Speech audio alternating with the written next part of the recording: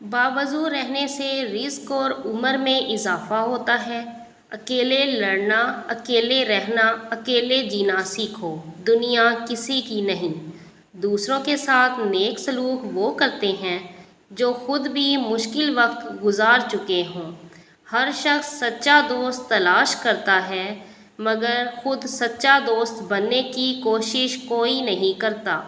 ہر جمعہ کو صدقہ دینے سے والدین عذاب قبر سے محفوظ رہتے ہیں۔ میں نے غلطی کی، اس پاک رب نے پردہ ڈالا۔ میں نے سجدہ کیا، اس پاک رب نے تھام لیا۔ جمعہ کے دن ناخن کاٹنے سے بیماریوں سے شفا ملتی ہے۔ بانٹنے سے خوشیاں اس طرح بڑھتی ہیں جس طرح زمین میں بویا ہوا بیج پوری فصل بن جاتا ہے۔ کسی کے ساتھ غلط کر کے اپنی باری کا انتظار ضرور کرنا۔ زیتون کی مالش بدن پر کرنے سے شیطان 40 دن تک دور بھاگتا ہے۔ جو اللہ پاک کے دیے ہوئے رزق کو کافی سمجھے وہ زندگی میں کبھی کسی کا محتاج نہیں ہوتا۔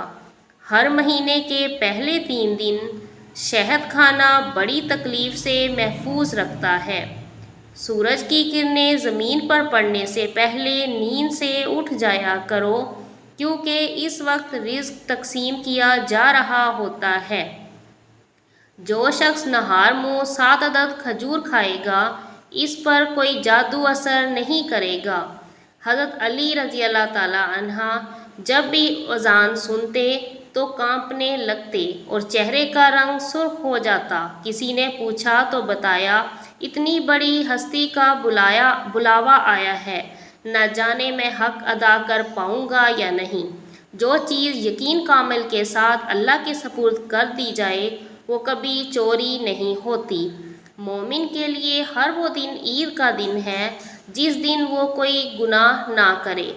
اللہ جب کسی کو اپنی طرف بلانا چاہتا ہے تو اسے کسی کے ہاتھوں ضرور توڑتا ہے تاکہ اسے احساس ہو جائے کہ اللہ کی محبت کے علاوہ سب محبتیں فنا ہیں۔ جس گھر میں کھجور ہوگی اس گھر میں کبھی کوئی بھوکا نہیں سوئے گا۔ اپنے نقصان سے ہرگز غم زدہ نہ ہوا کریں کیونکہ اللہ آپ سے اس وقت تک کچھ واپس نہیں لیتا جب تک اس سے بہتر آپ کو عطا نہ کرے۔ جب تمہاری مشکلات حد سے بڑھنے لگیں تو سمجھ لو کہ اللہ تمہیں کوئی بلند مقام دینے والا ہے۔ اللہ تعالیٰ جس انسان کو نوازنا چاہتا ہے، بلند مقام دینا چاہتا ہے تو اسے تکلیف، دکھ اور درد کی راہ بخشتا ہے تاکہ وہ مضبوط بن کے اتنا سیکھ لے کہ اپنی منزل تک جا پہنچے۔ اگر یہ 4 نشانیاں ظاہر ہوں تو سمجھ لیں اللہ آپ کو بلند مقام دینے والا ہے۔ نمبر 1، بندے کو اللہ کی عبادت میں لطف آنا شروع ہو جاتا ہے اور گناہوں سے نفرت ہو جاتی ہے۔ نمبر 2، وہ اللہ کے ہر فیصلے پر راضی رہتا ہے چاہے اللہ اسے بڑے سے بڑا غم میں ہی کیوں نہ ڈال دے۔ نمبر 3، بندے کے دل میں مساکین کی محبت اور ظالموں سے نفرت ہونے لگتی ہے۔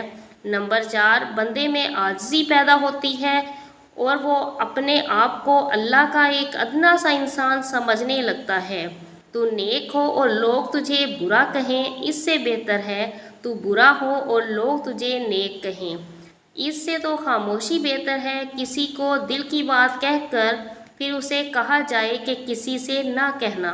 میں رب سے ڈرتی ہوں اور رب کے بعد اس شخص سے ڈرتی ہوں جو رب سے نہیں ڈرتا۔ سارے دکھ 3 الفاظ پر آ کر ختم ہو جاتے ہیں، اللہ ہے نا۔